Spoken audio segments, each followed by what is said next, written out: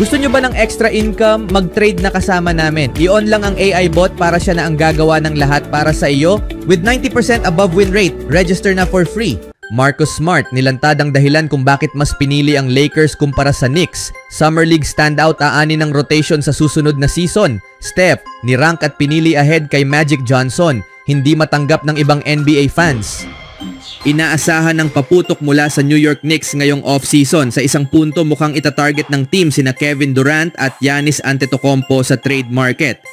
Na-trade si Durant papunta sa Houston Rockets nitong buwan at tila hindi available si Antetokounmpo. Sa halip, tinanggal ng Knicks si head coach Tom Thibodeau matapos ang 5 taon sa prangkisa at pinalitan siya ni Mike Brown bilang bagong coach.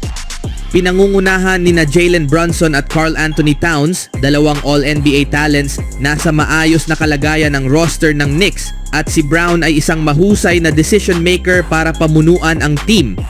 Matapos ang kanilang pag-abot sa Eastern Conference Finals, makatuwirang bigyan pa ng 1 taon ang team para sa tsansang makatakbo sa titulo.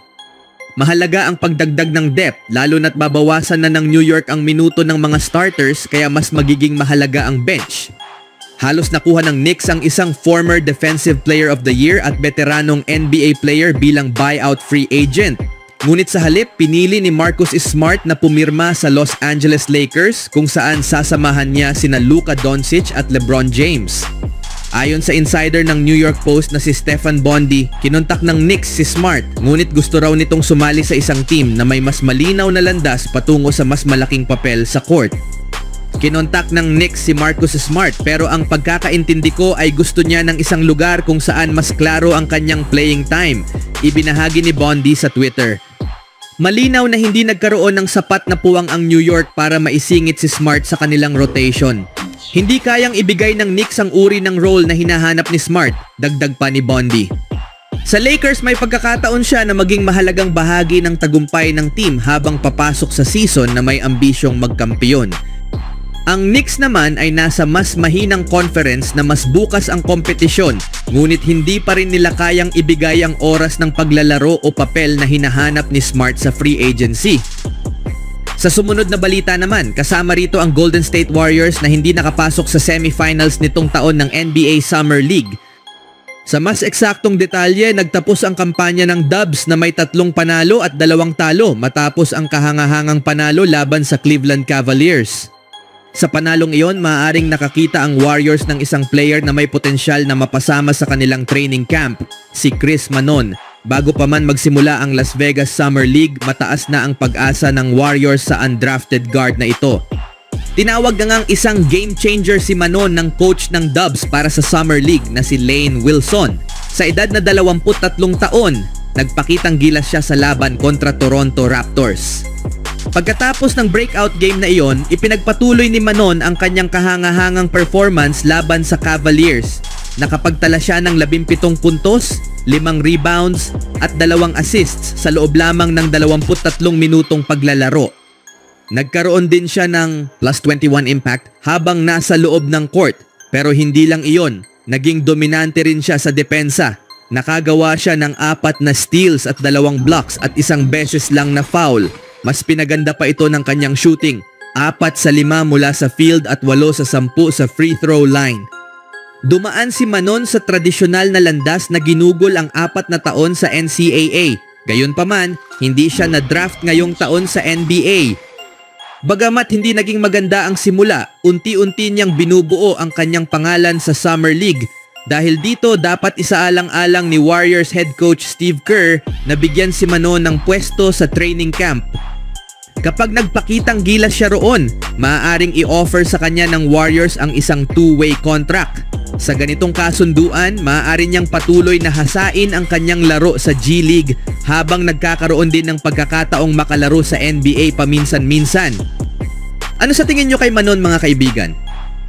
Sa huling balita, itinuturing sina Stephen Curry at Magic Johnson bilang 2 sa pinakadakilang point guard na kailanmay naglaro sa NBA. Bagamat sa karamihan ng rankings ay mas mataas ang pamana at kontribusyon ni Johnson kaysa kay Curry, may ibang pananaw ang former NBA player na si Jeff Teague. Sa isang kamakailang episode ng Club Podcast, ipinaliwanag ni Teague kung bakit mas uunahin niya si Curry kaysa kay Johnson. Ani niya, Alam ko na si Magic ang nagligtas sa liga. Alam kong siya at si Larry Bird ang nagligtas sa NBA. Naiintindihan ko. Kaya walang bastusan. Ginawang cool ni Magic ang pagiging malaking point guard. Pero si Steph ang nagligtas sa lahat. Habang tinatalakay ang NBA Top 100 list ng Bleacher Report, iminungkahi ni Teague na dapat palitan ng pwesto sina Magic at Curry at idineklara na si Curry ang pinakadakilang point guard sa kasaysayan. Yung ginawa niya sa kanyang tangkad, bro, dagdag pa niya. Ang totoo, mas mahusay naman talaga si Magic kasi mataas siya kumpara kay Steph. Pwede pa nga siyang mag-center kung gusto niya. Habang nagpapatuloy ang diskusyon tungkol sa kung ano ang magiging hitsura ng isang one-on-one matchup sa pagitan ni Johnson at Curry, idinagdag ni Teague, nakita mo na bang gumalaw si Magic Johnson? Wala siyang tsansa, bro. Hindi niya kayang bantayan si Stephen Curry kahit kailan. Kakaiba ang pananaw ni Teague bagamat maaaring hindi nito lubusang mailarawan ang kahusayan ng parehong player. Katulad ng naging papel ni Johnson sa Los Angeles Lakers, naging simbolo naman si Curry ng Golden State Warriors. Pareho nilang binago ang laro sa kani-kanilang paraan. Si Johnson, sa pamamagitan ng kanyang kakaibang playmaking bilang isang malaki at flashy na point guard, ay binago ang pananaw ng mga tao sa posisyon na iyon. Sa kanyang kakayahan sa fast break at pagbibigay ng showtime performance, muling nabuhay ang Lakers at pati na rin ang NBA. Sa kabilang banda, si Curry ay ganap na binago ang modernong basketball. Sa kanyang pambihirang kakayahan sa 3-point shooting, ginawang sentro ng laro ang perimeter shooting. Sa panahon ngayon, halos lahat ng players, anuman ang posisyon, ay kailangang marunong mag-shoot mula sa labas. Ang paghahambing ng dalawa sa isang one-on-one setup ay may limitasyon. Ang bilis at shooting ni Curry ay hindi swak sa depensa ni Magic. Gayun din, magiging hamon para kay Curry ang sukat at lakas ni Johnson. Ang ganitong uri ng paghahambing ay hindi kinikilala ang mga natatanging estilo ng bawat isa, kaya't kulang ito bilang batayan ng kadakilaan. Sa ranggo ng Bleacher Report, nasa number 4 si Magic Johnson habang si Stephen Curry ay halos pasok lang sa top 10. Nagdulot ito ng debate lalo na't si Kobe Bryant ay nasa number 11, ngunit sa huli ang mga opinyong ito ay subjective at inaasahang magkaiba-iba depende sa pananaw. Nagtapos si Magic Johnson ng kanyang career na may 5 NBA championships na napatunayan niya sa pamamagitan ng kanyang pambihirang husay sa court bilang isang playmaker at leader ng kanyang team. Si Stephen Curry naman ay may 4 na kampyonato at bagamat mas konti, hindi matatawaran ang kanyang epekto sa modernong basketball lalo na sa pagbabago ng paraan ng pag-atake gamit ang 3-point shot. Sa dami ng kanilang nakamit na tagumpay mula sa mga titulo, MVP awards at record na kanilang sinira o naitala, hindi maikakaila na pareho silang may napakalaking ambag sa kasaysayan ng NBA. Dahil dito, karapat-dapat lamang silang ituring na kabilang sa pinakadakilang player na nakita ng liga sa buong panahon.